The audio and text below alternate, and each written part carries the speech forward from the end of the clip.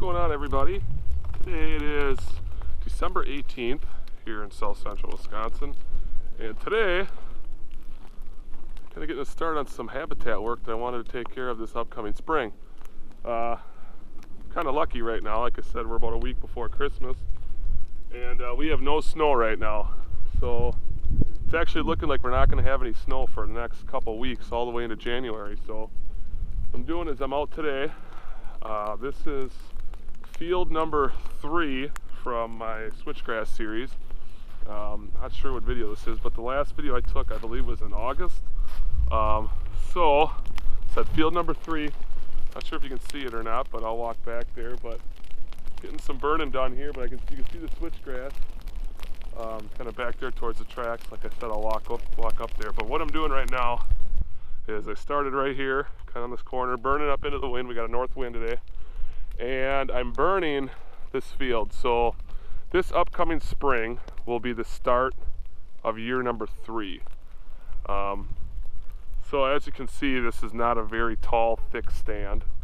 It's basically, a lot of this in here is foxtail.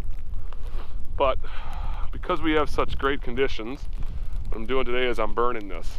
I'm going to do this to all my fields. This field and another field I might do this fall, but I'm going to have to wait for field number 1 probably until spring. But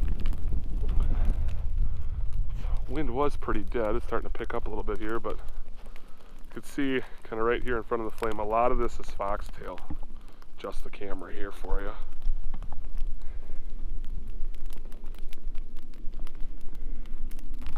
But yeah, this is all, a lot of this is just all foxtail. So burning it now, I usually burn in the spring, but as a lot of you guys know, spring kind of can be wet, and that definitely dictates when you're able to burn. But this field in here, especially down on this half seems like it's got the most foxtail, and I don't see as much switch. So you can see there's some switch here. You know, this stuff's maybe 3 feet tall, you know, and there's some patches kind of back off this direction that are probably in that 5 to 6 foot range. Still see there's a lot of foxtail in here. So last year I hit this with quinclorac. I waited way too long. I won't make that mistake again, but you can see this right here. So this is, like I said, all second year. That stuff's over my head. That's probably 6, 7. You can see there's quite a bit more over here, but really looking down in this corner, it's skimpy. I mean, there is some small pieces in here if you look real close, but my plan is I'm burning today, and what I'm going to do is I'm going to overseed this. So I've never done this before, a little bit of an experiment. I've heard guys have done it. My hope is that by burning it now, I'm burning up some of this foxtail seed. And you can see here, so just kind of right on the back side of this burn, I'll kick this away a little bit. You know, I just kind of kicked away the ashes here, and see, we're right down to dirt. So I'll come in here the next couple of days and I'll overseed this. So this field's about 1 acre, a little bit under it, but I'll maybe put down, I'll put down 2 to 3 pounds. I don't know, I haven't decided yet, but I'll focus kind of down on this corner down here a little bit more, and hit that with a little more seed. I do have some seed now. It's the Shawnee version. This is all real world switchgrass in here now. So I'll throw some Shawnee in here just to overseed it, just to see if I can't get this to take a little bit better. I know that there is switch in here. You know, if you look down in this area, it's hard to pick it out, but there's switchgrass. The fire's about to hit some right there. There is switch in here. It's very short. Like I said, I waited too long to hit this with the quinclorac. So I won't make that mistake this year. But yeah, we're gonna overseed this a little bit, and we'll see what happens. Maybe I'll do 3 pounds. I got to use some up. I got another 10 pounds coming the next couple weeks. But yeah, so that's what we're out here doing today. Again, this is field number 3. And just to give you guys a little, I guess, background, if you've adjust the camera here for you again.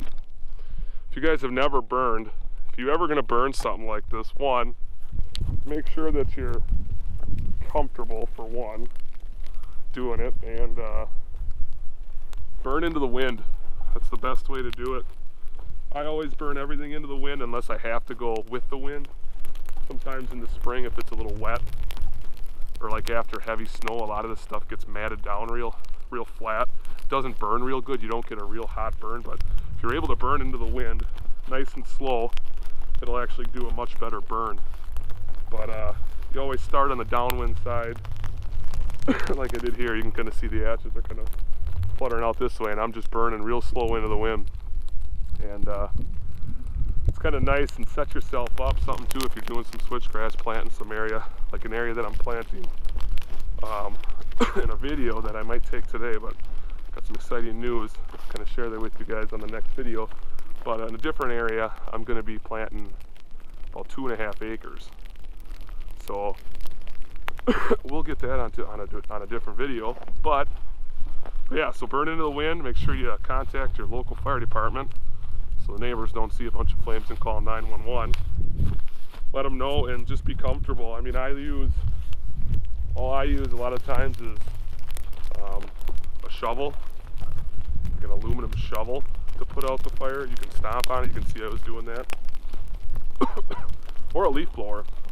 Honestly, a leaf blower for real small burns like this does a great job. So you can see here, so some of the stuff you can see is kind of petering out here. So I'll have to relight it. It's actually great conditions to burn. It's a light breeze. But what I can do too is, if this keeps petering out, I can go on the upwind side and I can burn into it. I probably won't have to do it because I can see this is thick enough.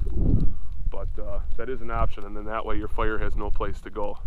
But you know, if you are going to plant some switch, I suggest putting like some clover or something around it, some sort of a fire break. I mean, you could see, so this is just all canary grass out here.